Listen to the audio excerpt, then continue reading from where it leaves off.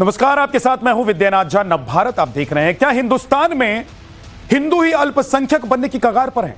क्या इतिहास की वो खौफनाक परछाइयां फिर से लौट रही हैं? सवाल इसलिए उठ रहे हैं क्योंकि सीएम योगी ने हिंदुओं की घटती आबादी पर चिंता जताई है। उन्होंने कहा है कि करीब 900 साल पहले देश में हिंदुओं की आबादी 60 करोड़ थी, जो आजादी के समय घटकर आधी यानी कि 30 करोड़ रह गई मात्र।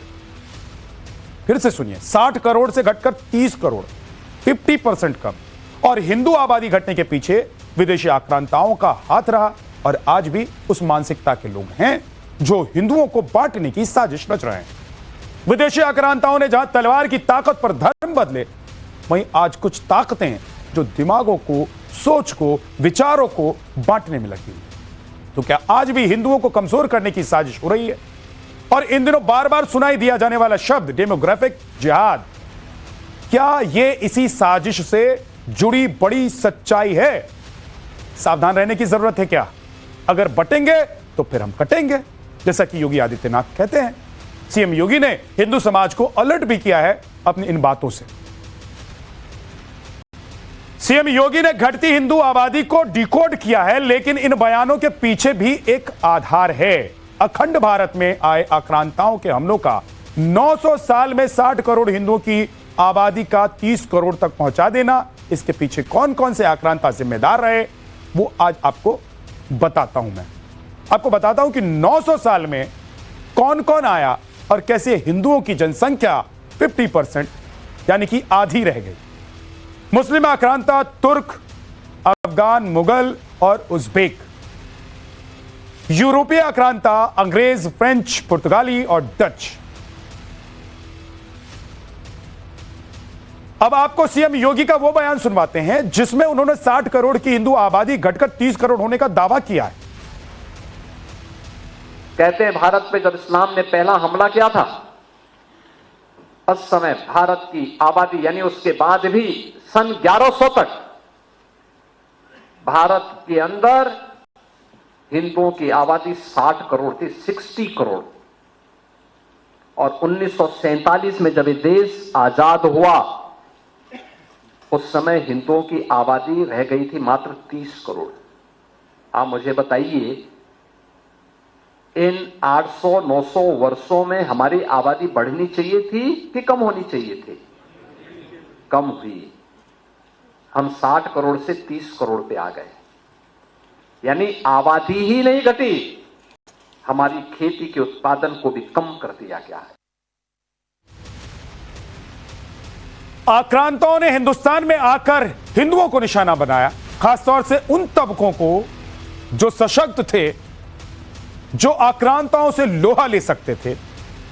फूट डालो और राज करो की नीति भी अपनाई गई। कभी मुगलों ने सनातनियों हिंदुओं को प्रताड़ित किया, उनकी संपत्ति पर हक जमा लिया, उनको लूट लिया, उन्हें मारा, खसोटा। और यही वजह है कि 900 साल जिसका इतिहास योगी आदित्यनाथ बता रहे हैं और जिसको वो आज से जोड़ रहे हैं, उसके पीछे आक्रांताओं की वो रणनीति, वो स्ट्रेटेजी रही जिसकी वजह से हिंदुओं की आबादी कम होती चलेगी। 900 साल पहले अखंड भारत कैसा था और आक्रांताओं की साजिशों के चलते कैसे अखंड भारत के हिस्सों को अलग किया गया, कौन थे वो हिंदुस्तान, वो भी आज आपको बताते हैं। कई बार आप सुनते होंगे अखंड भारत। ये अखंड भारत क्या है आपको बताता हूं। अखंड भारत में आज का भारत पाकिस्तान, अफगानिस्तान, बांग्लादेश, भूटान, नेपाल और म्यांमार जैसे देश थे। ये भारत के इर्द गिर्द के हिस्से हैं, लेकिन इसके अलावा अगर हम बड़े मोटे तौर पर देखें तो करीब करीब हिंदुस्तान 1947 में जब आजाद हुआ और पाकिस्तान अलग हुआ, उस वक्त तक 18 देश हिंदुस्तान से अलग हो चुके थे जो कभी अखंड भारत का हिस्सा माने जाते थे। अब आपको इस पूरे मामले से जुड़ी डिटेल रिपोर्ट दिखाते हैं। सन 1100 तक भारत के अंदर हिंदुओं की आबादी 60 करोड़ थी, 60 करोड़। और 1947 में जब ये देश आजाद हुआ, उस समय हिंदुओं की आबादी रह गई थी मात्र 30 करोड़। आप मुझे बताइए, इन 800-900 वर्षों में हमारी आबादी बढ़नी चाहिए थी कि कम होनी चाहिए थी? 60 करोड़ से 30 करोड़ हिंदू कैसे हो गए? यह सवाल मुख्यमंत्री योगी आदित्यनाथ ने यूं ही नहीं उठाया। हिंदुओं की आधी हुई इस आबादी पर बहुत गंभीर बात कही है। इस दौरान देश पर मोहम्मद गौरी ने आक्रमण किया। इसके बाद गुलाम वंश ने हिंदुओं का दमन किया। खिलजी वंश, तुगलक, सैयद और लोदी वंश ने भी शासन किया। फिर उसके बाद एंट्री हुई मुगलों की। मुगलों के बाद अंग्रेजों ने 1947 तक हिंदुस्तान पर राज किया। तो क्या हिंदुओं की कम हुई इस जनसंख्या को लेकर योगी के टारगेट पर विदेशी आक्रांता और उनकी एंट्री हिंदू दमनकारी नीति थी? योगी आदित्यनाथ जिस 1100वीं ईस्वी की बात कर रहे हैं, तब अखंड भारत हुआ करता था, यानी तब के हिंदुस्तान का दायरा बहुत ज्यादा फैला हुआ था। 1919 में अफगानिस्तान अलग राष्ट्र बना। 1937 में म्यांमार अस्तित्व में आया। 1947 में पाकिस्तान वजूद में आया। 1971 में बांग्लादेश बना। नेपाल, भूटान, श्रीलंका, मालदीव और तिब्बत के कुछ हिस्सों को भी अखंड भारत कहा जाता था। कहते हैं कि अखंड भारत में हिंदू दूर दूर तक फैले थे। इनके साथ क्या हुआ, क्यों हुआ, जिसका उदाहरण पाकिस्तान और बांग्लादेश के जरिए समझ सकते हैं। बंटवारे के समय पाकिस्तान में करीब 20% हिंदू थे, जो अब 1.6% के आसपास हैं। जबकि बांग्लादेश में 1971 में 20% हिंदू थे, वहां भी अब घटकर केवल 8% रह गए। और ऐसा नहीं है कि सब भागकर हिंदुस्तान आ गए, बल्कि उनका टॉर्चर किया गया, भूखा रखा गया, कन्वर्ट किया गया और भी बहुत कुछ हुआ। हिंदुओं के लिए हालात इतने डरावने किए गए कि वो ना तो सनातनी रह पाए और ना ही हिंदुस्तान में जगह पा सके। आबादी जो कम हुई, आक्रांताओं ने ही मारा नहीं, बल्कि भूख से मरे, बीमारी से मरे, तमाम अन्य प्रकार की यातनाओं से मरे। विदेशी दास्ता ऐसे ही होती है। इस देश पे वही किया गया। इस देश पर अत्याचार किया गया, उसका शोषण किया गया। हिंदू मुस्लिमों को लेकर ओवैसी का नैरेटिव क्या है? देश की मुस्लिम लीडरशिप किस तरह मुस्लिमों पर अत्याचार की आड़ में एजेंडा चलाती है, यह आपको बताएंगे। मगर पहले योगी की बातों को आगे बढ़ाने वाली एक रिपोर्ट आपको दिखाते हैं। फिर समझ आएगा कि हिंदुओं के लिए हालात चिंताजनक क्यों बताए जा रहे हैं। Tata institute of social sciences यानी टीस की रिपोर्ट कहती है कि हिंदुओं की आबादी 1961 में 88% थी, जो 2011 में 66% तक पहुंच गई। जबकि 1961 में मुस्लिम आबादी 8% थी और ये बढ़कर 2011 में 21% तक पहुंच चुकी है। टीज ने मुंबई को लेकर इसी रिपोर्ट में अनुमान लगाया कि 2051 तक हिंदू आबादी 54% से भी कम होगी और मुस्लिम आबादी करीब 30% बढ़ जाएगी। मुस्लिम और हिंदू आबादी के इस अनुपात को लेकर मोहन भागवत भी इशारा करते हैं। इरादा क्या है, इसके बारे में शंका रहती है मन में। तो पहली तो बात संख्या की है। तो जनसंख्या के असंतुलन में वास्तव में उसके कारण क्या है? पहला कारण है मतांतरण, कन्वर्शन, जो भारतीय परंपरा का हिस्सा नहीं है। और कैथोलिक चर्च के लोग हमको बताते कि हम नहीं करते। तो कहीं ना कहीं क्रिश्चियनिटी में भी उसको ठीक नहीं माना जाता, ऐसा एक प्रवाह है।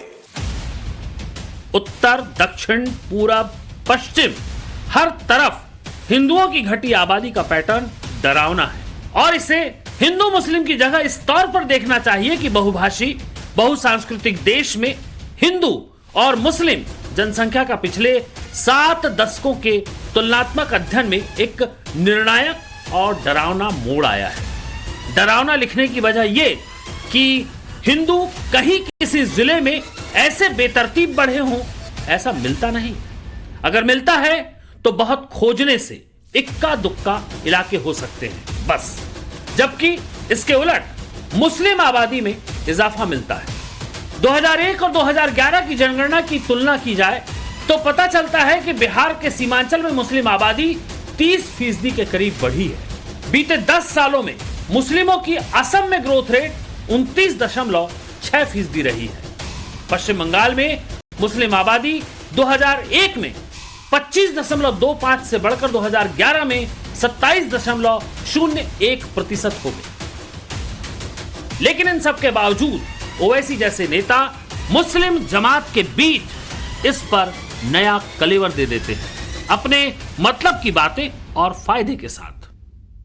Today, as per 2011 census, in Assam 34% population is minority.